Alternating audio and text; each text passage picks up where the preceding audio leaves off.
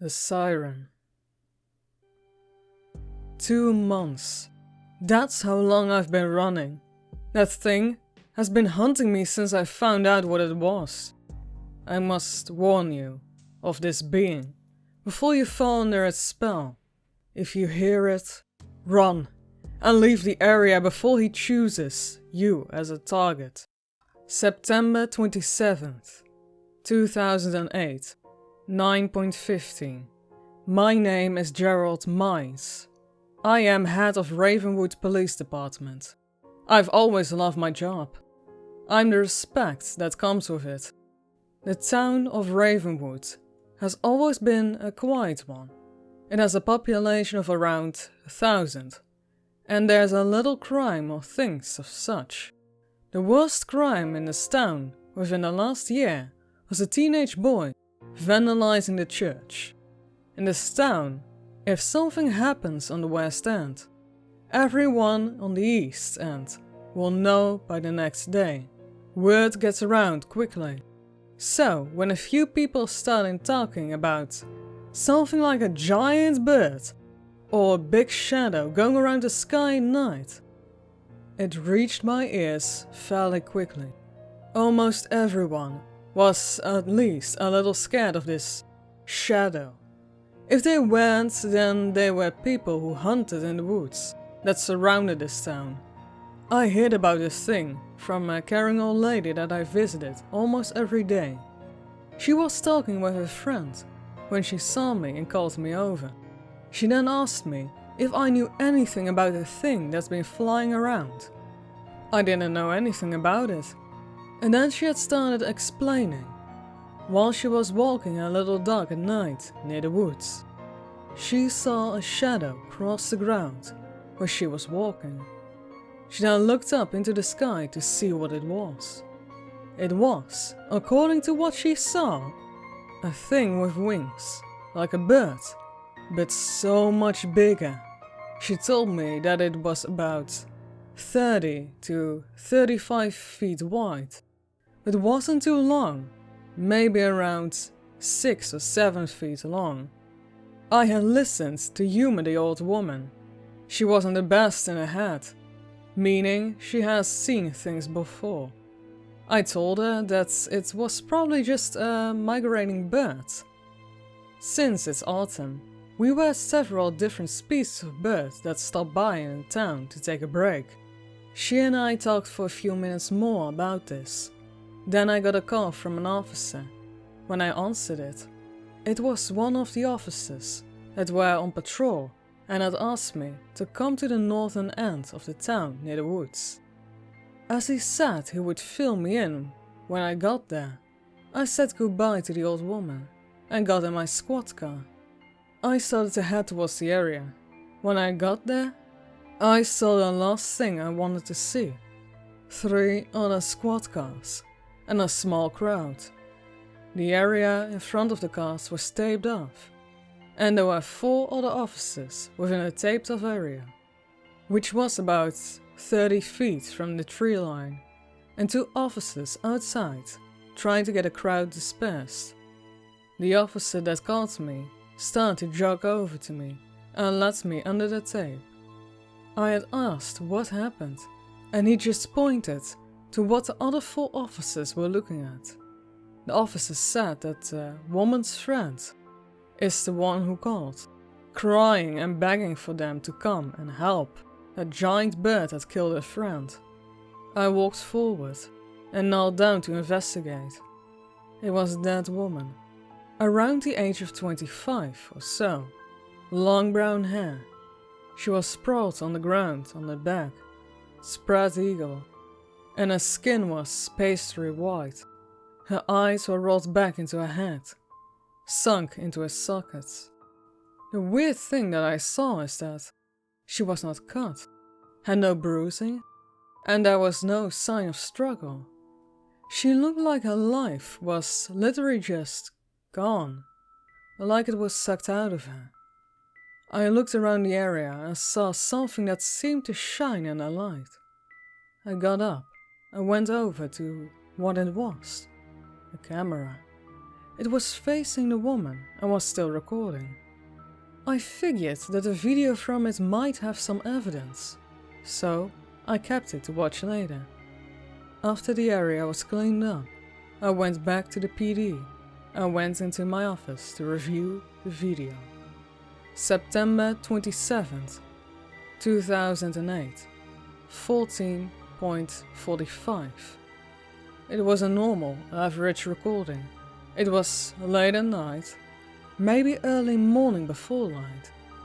She was speaking with a friend, having fun, and talking about a friend's party they were coming home from. They got to the area in front of the woods, when a woman stopped and looked towards them, her face in the camera's view. At this time, there was a faint static on the video. She asked her friend if she could hear that. Her friend just looked at her, confused, before replying that she did not. The woman then started walking towards the woods, camera facing in front of her. She kept walking towards the thickening bush, and then she stopped. It was quiet for a few seconds, and there was a rustle, a static appearing again. The camera quickly turned upwards as something came down and tackled her, knocking the camera from her hand. It landing in a position I found it. All that could be seen after it settled was the woman's dead body. Her friend screamed that there was the sound of flapping of footsteps. I could deduce that the footsteps were from her friend. The flapping had to be from whatever it was that attacked the poor woman. I paused the video and thought. Then I realized something. The old woman I was talking to earlier today told me about the bird-like thing. I put the information together. Flapping and a big shadow. It had to be some kind of bird. But there was no bird in existence that had a wingspan of 30 feet. I had to get more information. I continued to review the video, slowing down the video to get a better look at the blur. After reviewing that part of the video several times, I realized there were 2 dots that stood out. Red dots. I looked closer and reviewed it a few more times. I then realized that those dots were its eyes. It unnerved me, to say the least. Bright red eyes on a pure black blur from a video recording. Seemed like something out of story. Even as I was packing up to leave the PD, I couldn't get it out of my head. The picture stayed in my mind as I tried to deduce what it could be. I couldn't come up with anything. I decided to sleep on it. So, deciding that, I locked up and left. September 29th, 2008, 22:35. It was late at night, and I was taking a walk to relieve myself of some of the stress that this murder has brought about. I couldn't think of who or what could have done that. The way she looked after she was gone wasn't natural. There was no bruising, even after death. But she was killed almost instantly. How that could happen without there being any wounds? I thought I would never know. It wasn't a heart attack. I have seen how a person looks from a death by heart attack, and that wasn't it. I looked towards the woods and saw a figure. First thing that crossed my mind is how tall the thing was. It was about 6'11", maybe 7 feet tall. It looked like a man, so I spoke out to it. I asked him what he was doing out so late. As I greeted with silence, I asked a little louder, thinking he didn't hear me. Then I heard a song. It was like a person was singing, but I couldn't find where it came from. It sounded like it was coming from everywhere, like it was just in my head. I looked towards the figure, and I could feel myself slipping from consciousness. All I could focus on was the song. It was beautiful. Sound like 1,000 voices in perfect harmony and sync. It seemed like it was coming from the figure. I wanted to hear more, so I moved forward towards it. As I got closer, I saw something sticking out of the person's back. Then I saw the two things, one on each side. I came out of my trance-like state when I realized what they were. Wings. My eyes widened and I took a step back. The song stopped and the thing moved. It looked like it was taking a large breath. Only a few seconds later, I heard an extreme loud screech that nearly knocked me from consciousness. The sound was deafening. I couldn't stand up straight. It wasn't fully out though. I couldn't move, but I could hear and see, even if they were ringing in my ears, and my vision was blurry. I saw the being start walking towards me. It looked like a young man, only around 19, 20. He had jet black hair and red eyes. I saw that he was wearing black combat boots, dark pants, and a black turtleneck. I saw that my assumption was correct. He had wings. They matched his hair and what he was wearing. Pure black. I thought I was a goner. Then I heard a shout and the boy turned. Bark shot off from a tree near his head. I saw that happen before I heard the bang. As soon as the boy realized he was being shot at, which was quickly, the wings unfolded. The wingspan was at 35 feet. He went above 20 feet in the air and looked down at me. He smiled at me. It wasn't a scared one. It unnerved me. He then took off flying just above the trees, deeper into the woods. My co-head of the PD was the one that found me.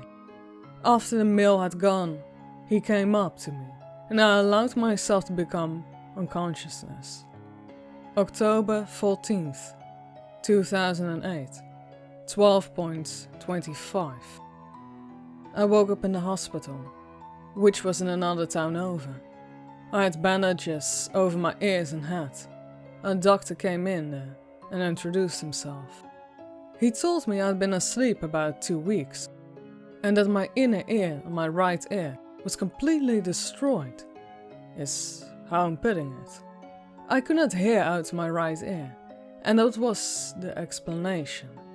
He said that the damage caused to my ear comes from the extremely high pitches and loud noise, maybe close to the equivalent of standing next to a jet engine as it's taking off.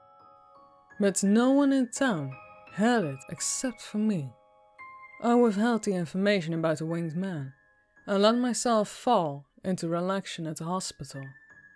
I turned my head and saw him through the window. I nearly screamed. He was on the roof of the building across the street to the hospital.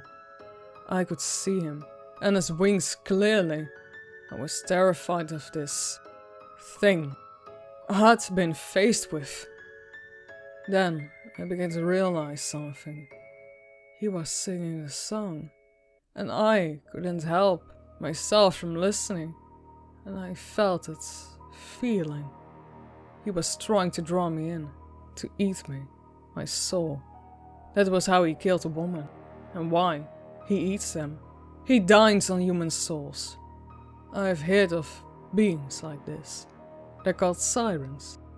They have wings like birds and heads of humans. They sing songs that lead in people, and after that, no one knows. I do. I will not give in. I won't listen. 2 months after this, I'm hearing it. The song. The one I heard from that boy. It has been playing in my head. I've seen him several times.